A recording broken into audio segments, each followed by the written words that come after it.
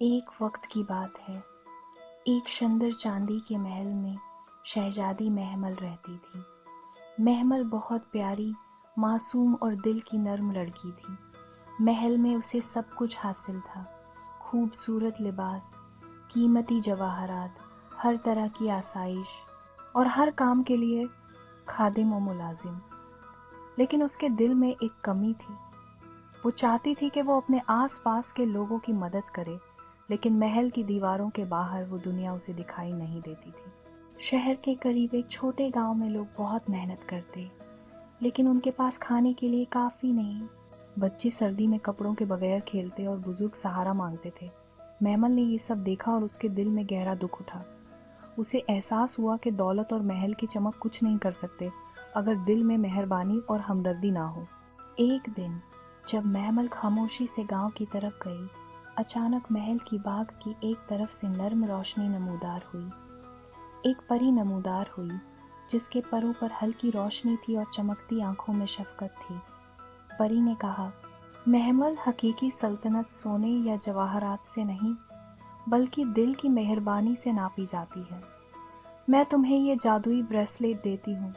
جب بھی تم کسی کی نیک نیت سے مدد کرو گی یہ چمکے گا، لیکن خبردار، مہربانی کا راستہ آسان نہیں ہوتا۔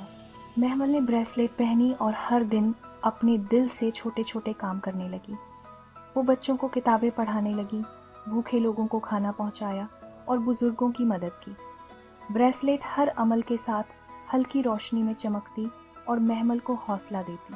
ایک دن جب مہمل گاؤں کے قریب ایک پرانے ویران مندر میں گئی، اسے ایک پرسرار سنہری ہار ملا جو عجیب روشنی خارج کر رہا تھا۔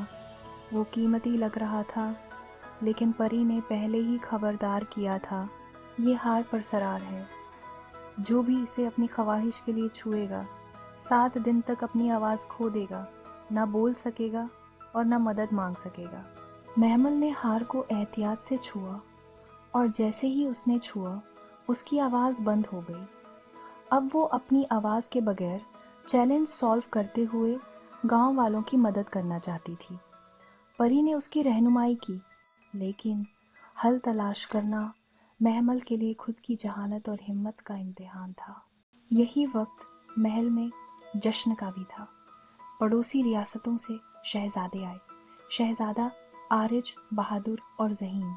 سننے میں آیا کہ محل کی ایک شہزادی خفیہ طور پر گاؤں والوں کی مدد کر رہی ہے۔ جشن کے دوران وہ مہمل کو دیکھتا ہے جب وہ گاؤں کی طرف جاتی ہے اور اس کی ہمت اور مہربانی سے متاثر ہوتا ہے، لیکن وہ نہیں جانتا کہ مہمل پرسرار ہار کے ساتھ چیلنج کا سامنا کر رہی ہے۔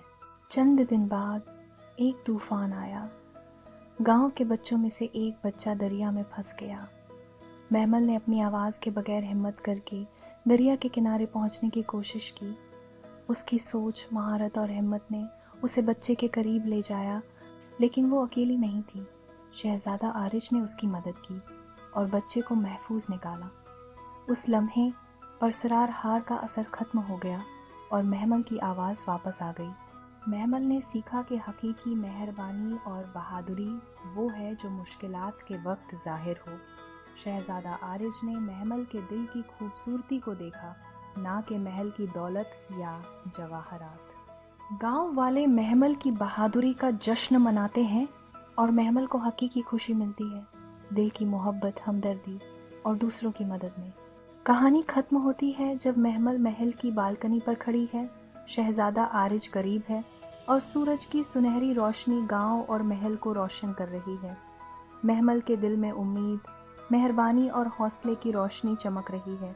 سبق: حقیقی بہادری اور مہربانی سب سے زیادہ مشکلات میں ہی نظر آتی ہے، اور دولت یا محل کی چمک کے مقابلے دل کی محبت سب سے بڑی دولت ہے۔